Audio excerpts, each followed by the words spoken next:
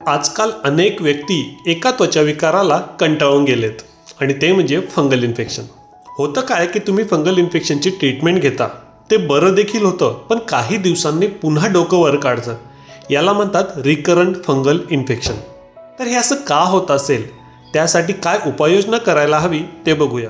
त्यातलं पहिलं आणि सगळ्यात महत्त्वाचं कारण म्हणजे कोर्स पूर्ण न करणे. क्लिनिकमध्ये अनेक पेशंट येत असतात ज्यांना मेडिसिन दिलेले असतात आणि त्यांना पुन्हा बोलवले असतं फॉलोअपसाठी, पण बहुतांशी व्यक्ती फॉलोअप द्यायला येत नाही. कारण काय की जेव्हा पहिला डोस दिला जातो तेव्हा त्यांना ते फंगल इन्फेक्शन बरं झाल्यासारखं वाटतं, पण जेव्हा तुम्ही मेडिसिन स्टॉप करता तेव्हा ते पुन्हा येत असतं.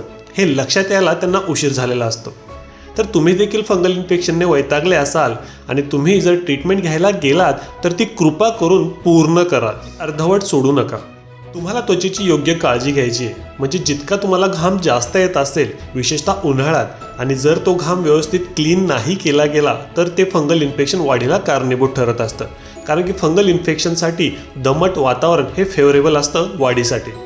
कपड्यांची चुकीची निवड हे देखील एक कारण आहे फंगल इन्फेक्शनच्या वाढीसाठी आणि पुन्हा पुन्हा फंगल इन्फेक्शन होण्यासाठी. जर तुम्ही जीन्ससारखे घट्ट कपडे घालत असाल किंवा ज्याने एअरेशन होत नसेल, हवा खेळती राहत नसेल, असे जर तुम्ही कपडे वापरत असाल तर त्याने देखील हवा कोंडली जाऊन तिथे मॉइश्चर तयार होतं, घाम येतो आणि त्यामुळे फंगल इन्फेक्शन वाढीला लागत असतं.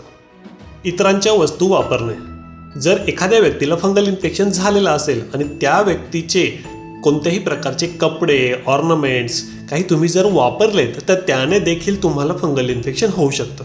कारण की फंगल इन्फेक्शन हा संसर्गजन्य आजार आहे. तो एका व्यक्तीकडून दुसऱ्या व्यक्तीकडे पसरू शकतो. त्यामुळे दुसऱ्या कोणत्याही व्यक्तीचे कपडे किंवा इतर कोणत्याही वस्तू शेअर करू नका, वापरू नका. ही झाली काही कारणं ज्याने फंगल इन्फेक्शन होऊ शकतं किंवा वाढू शकतं. आता आपण त्यावर काय उपाययोजना करायला हवी ते बघूया.